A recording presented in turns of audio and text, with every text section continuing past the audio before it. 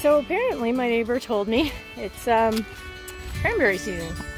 So a lot of cranberries grow down by the water.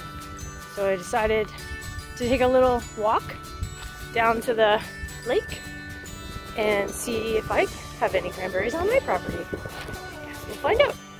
I found some. Hello, cranberries.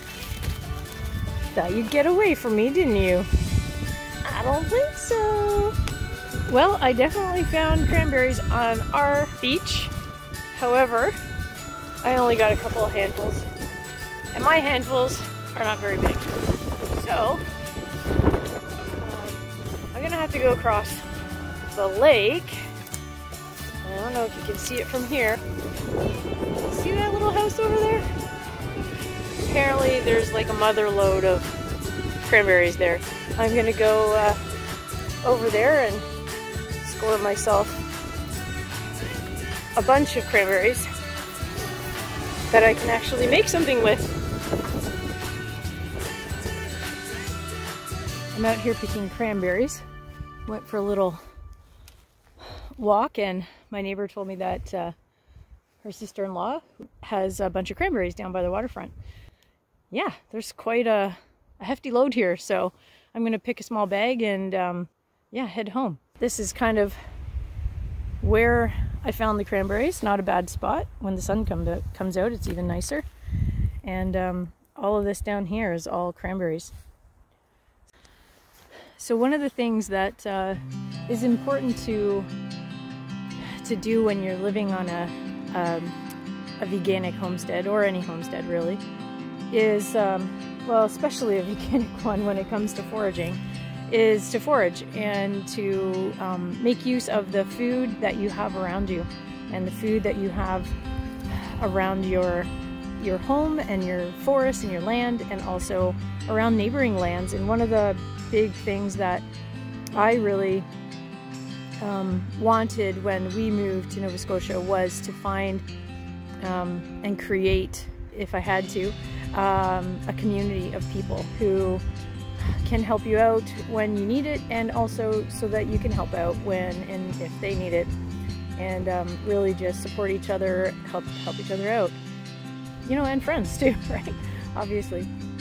But yeah, so my neighbors and the people that the community that we moved into have just been amazing, and everything, they have done so much for us. Like, we have nothing, we barely know anything, we're new. I mean, we've been living in the country for about, let's see now, 6 years, but it's still really different where we are here.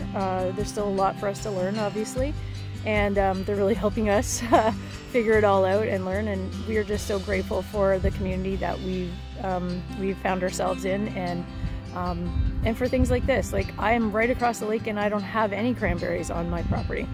I got lots of blueberries and other things, but I don't have any cranberries.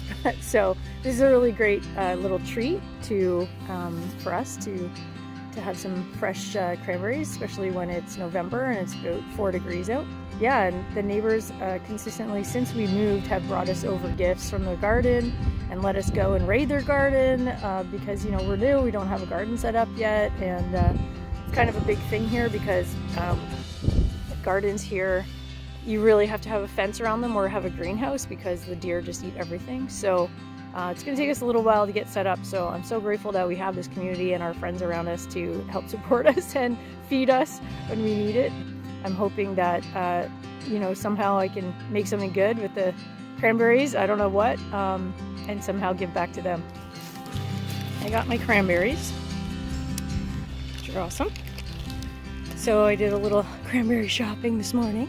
I'm just walking through this cute little trail that goes to my other neighbor's house, cottage. Just checking it out, make sure everything's okay.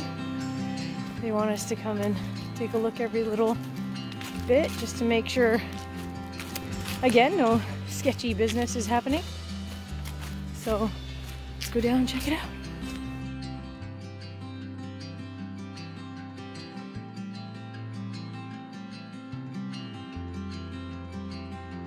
This is their cottage. cottage. Everything looks good. I don't see any intruders or damage or any fallen trees or anything after the storm. Everything looks pretty awesome.